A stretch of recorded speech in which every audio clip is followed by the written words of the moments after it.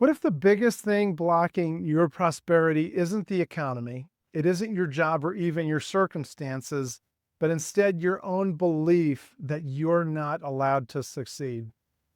In the next few minutes, I want to share 5 biblical principles that will set you free to prosper in the best sense of the word. I get it because for years I truly thought prosperity was a dirty word. I grew up in an environment where it was preached that those people who seek to prosper are just bad.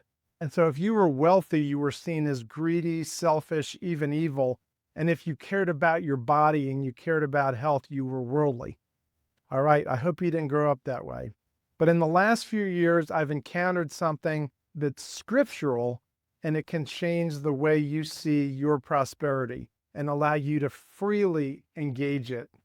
I'm talking about prosperity as living in alignment with God's design so that your spirit, your mind, your body, your relationships, and even your resources flourish. And it's not just for yourself, though it is for yourself, but it's going to bless others as well. When you prosper, it's going to be good for you, it's going to be good for your family, your community, and it's going to be good for the world.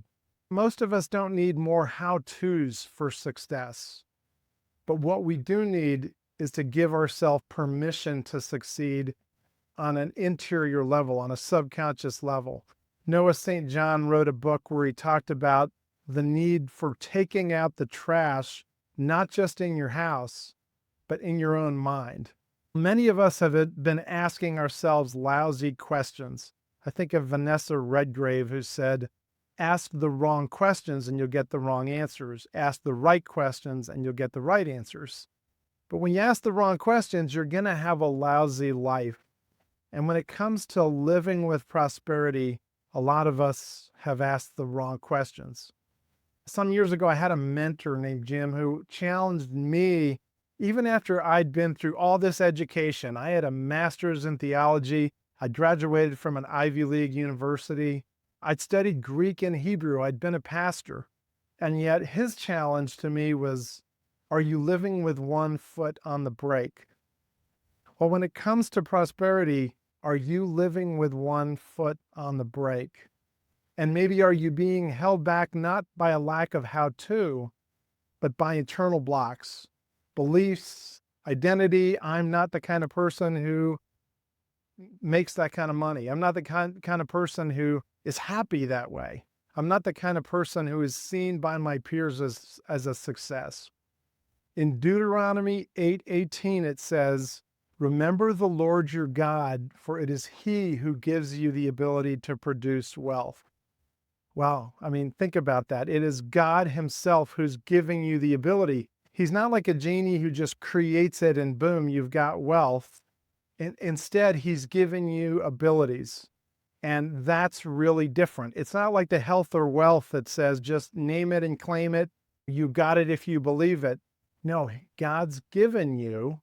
It's not just from you, it's God given you the ability. Well, someone might ask, well, is that in the New Testament? That's the Old Testament. If you go to 3 John, in 3 John 1:2, and I know you don't read 3 John all the time, 3 John 1:2, look it up. It says, beloved, I pray that you may prosper in all things and be in health, just as your soul prospers. So John's saying, I am wanting you to thrive holistically. I want you to have a holistic prosperity. And even as you're deep down inside, the you inside of you, your soul prospers, I want you to have health there too. Well, what does that say about God? God is not a stingy father. He's a good father who wants his children, people like you and me, to thrive, body, mind, and soul. And yes, even in our bank accounts. Prosperity is about living fully alive in God's ways, and it's actually involving 5 biblical permissions. I call them the 5 R's. So R number 1 is release your God-given gifts. You have the permission to release what God has given you. That's your way to prosperity. In Matthew 25, Jesus gives the parable of the talents where he actually condemns the person who buries their talent. And that's the one thing Jesus rebukes. 1 Peter 4:10 says, each of you should use whatever gift you've received to serve others as faithful stewards of God's grace in various forms. Prosperity starts when you stop hiding and begin multiplying what God's given you. The gift that you've been given, the gifts that you've been given, they're not by accident. For me, it's coaching. It's helping people unlock their great potential. It's helping them know what God's put inside of them. It's listening and drawing out, and it's communicating to cast a vision to people to live into the God-given potential they have. And once you get those things released, you start using them and it attracts prosperity. People need what you have, and people will pay for what you have. The problem I've seen is a lot of people don't know the gifts they have. And so make it a priority to start by finding what is the gift that you've received. The second R is receive God's vision for your life. You have permission to receive God's vision. In John 10:10, Jesus says that the evil one came to lie, to kill, and destroy. But he says, I have come that they might have life and have it to the full.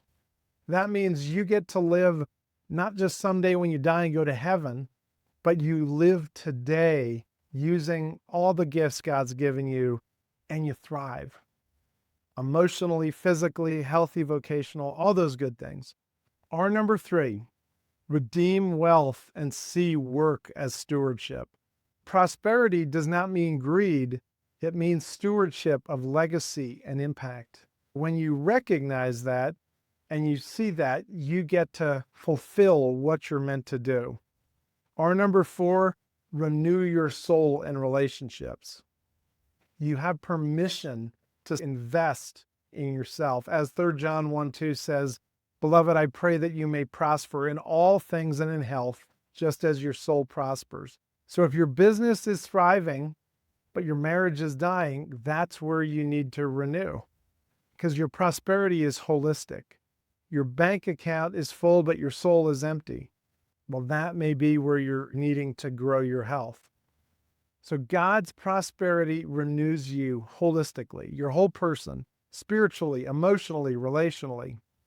And then finally, R number 5, reflect God's glory by shining brightly. You have permission to be fully alive. Matthew 5:16, it says, let your light shine before others, that they may see your good deeds and glorify your Father in heaven. Prosperity is not about pride. It's about being fully alive, so people see God's goodness in and through you and through your life. A professor I heard once said that a Puritan is someone who is deathly afraid that somewhere, somehow, someone is out there having fun. In the 3rd century, St. Irenaeus said, the glory of God is a man fully alive. That's what it means to be the light of the world. So in closing, let me just ask you again, what do you believe prosperity is? It's thriving in every dimension of life: body, mind, soul, relationships, vocation, and yes, your finances.